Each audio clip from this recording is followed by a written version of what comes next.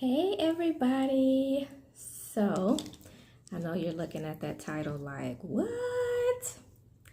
So, last week I decided, I wouldn't say last week, maybe 2 weeks ago, I said I would go live every day for 7 days, kind of highlighting different My Daily Choice products from my company. This time I was like, why don't I either go live or post a video, maybe every day. I'm not sure if it'll be for a full 7 days. Just kind of sharing some stories about me. Some of these stories will be funny, some are embarrassing. You never know what you're gonna get. And I honestly don't really know what I'm going to share with you guys on a day-to-day basis, but I think I will be pretty transparent as I have been so far. So as you see, the title is My Near Abduction, or maybe even kidnapping. Probably because it was adults and children in this story time, so maybe it could be deemed as both, near abduction or kidnapping. But first, before I get started, you know I have to do a shameless plug. Who would I be if I didn't do that? So, I am wearing a kind of a charcoal gray eyeliner from My Daily Choice. And the lip gloss is Pink Moon. So, just thought I'd get something different. This is the lip gloss. This is the eyeliner. It's a pencil. And cool thing about it, it has a smudger at the end. Yeah. So anywho, my near abduction. And this is going to be quick. Already 2 minutes in. So, this had to be maybe around 1988, 1989. I had to be between 8 and 10 years old, somewhere around there. It was me, my younger sister, who was about a year younger than I am, my older sister, who at that time was maybe about 25, we're 16 years apart, and my older cousin, who's about the same age as my older sister. So, we're from Chicago, South Side, and it was bad then. Of course, it's even worse now, but it's always been a sketchy area. So it was late one night. It had to be maybe about 8 o'clock at night. Me and my younger sister and my older sister and my older cousin were going to an area called Roseland, and we were headed up there to pick up my mom. We didn't have a car, and my mother was the assistant manager to a clothing store named Three Sisters. So she didn't get off until like 9 o'clock at night because she had to close. So every day when she didn't have a ride home, we would walk up there to meet her so that she would not walk alone. So it could be a group of us. Now my sister, my older sister, she has always been the type that was very watchful of our surroundings. As long as I have known her, she would literally be like, shut up, don't say nothing while we're out here on the street. Like, don't you see that car right there? Be quiet. You know, you see them men up there? Get on the other side of me. So she's always been like the big sister protector, even at the age of 23, 24, 25. So it's late.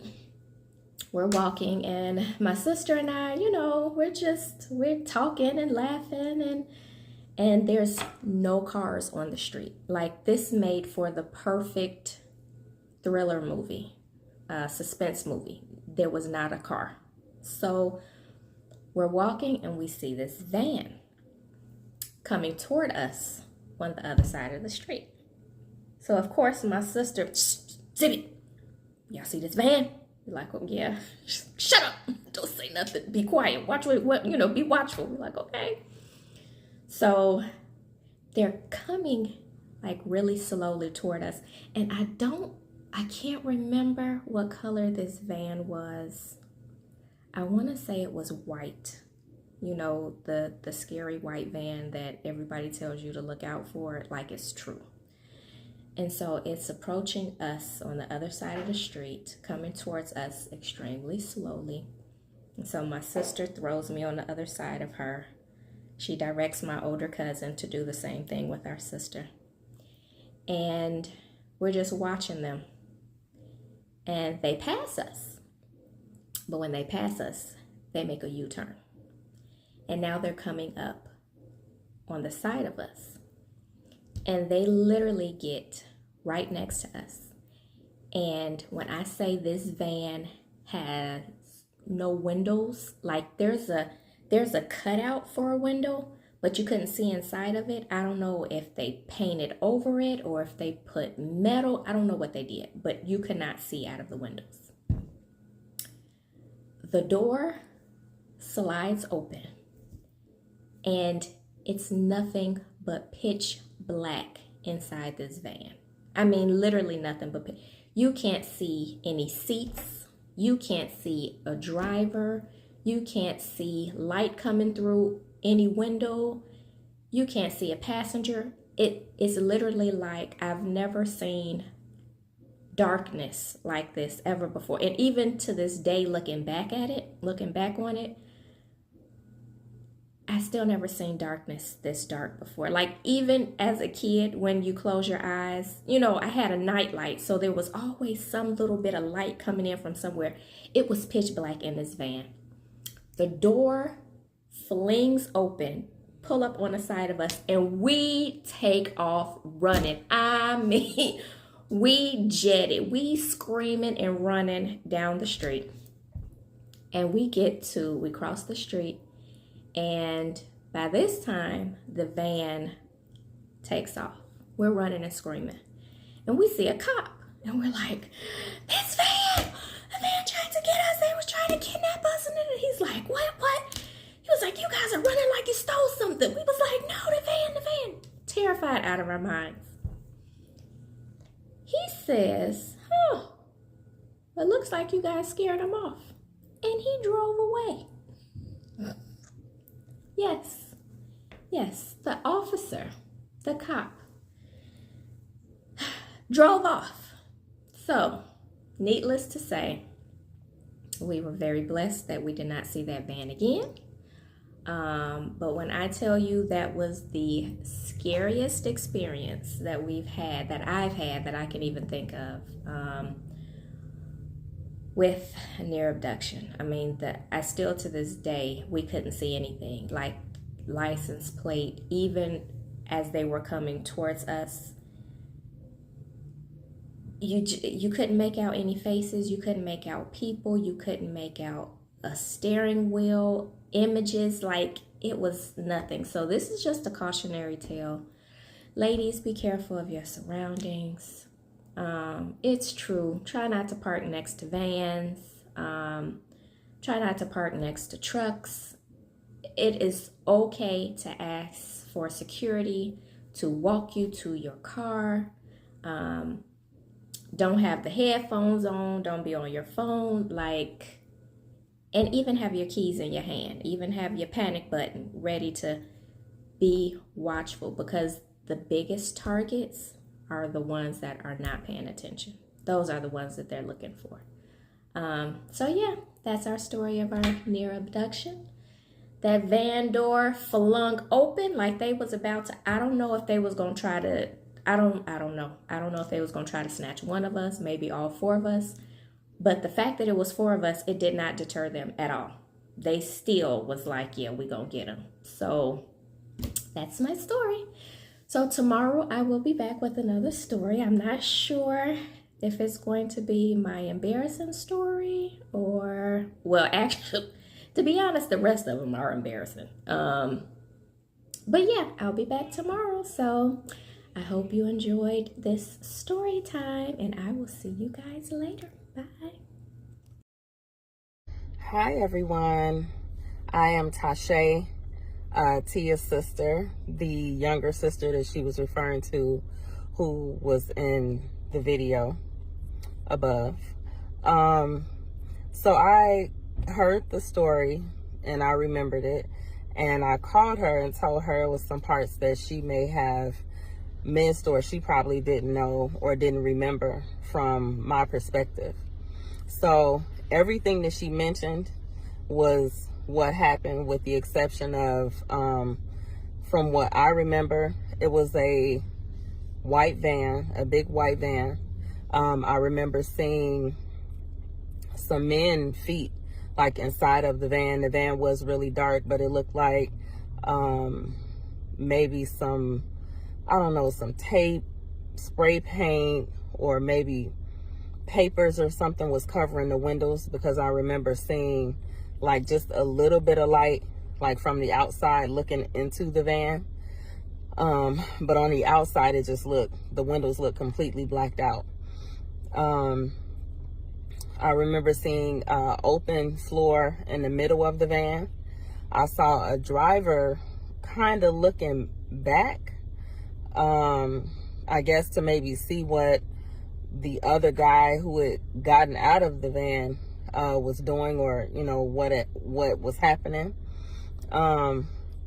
But I also remember our older sister, who was with Tia, next to Tia, saying to us to run. She said, run.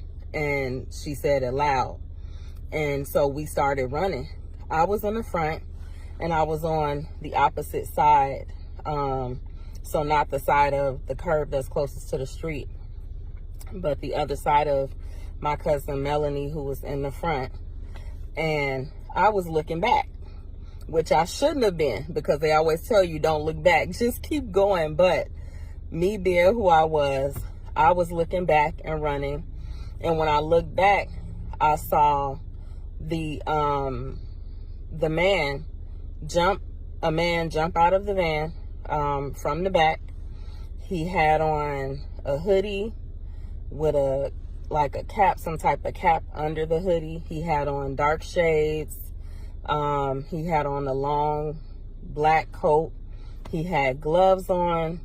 For sure, a person that looks like they are trying to kidnap somebody.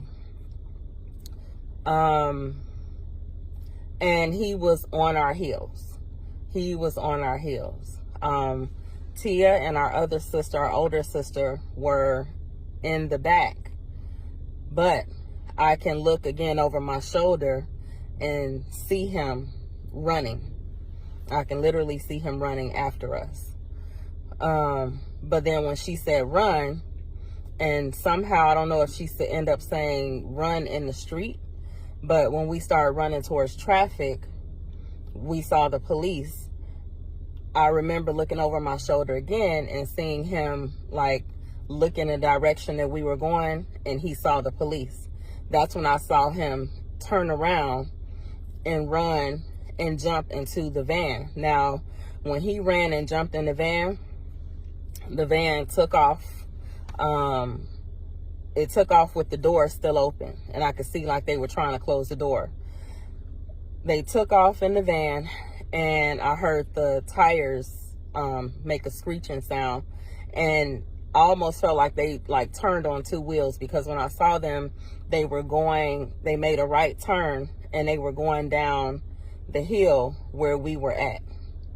And then when we ran to the cops, I was trying to tell the cops, I saw him, but that's when the cop was like trying to brush it off and saying, oh, I thought y'all stole something. Instead of trying to help us or go after them. I would have preferred for them to go after them, is what I was thinking, because maybe then they could have stopped them from getting somebody else. I hope to God that was a scare for them and they, didn't try to abduct anybody else. But for sure, we were very close to an abduction.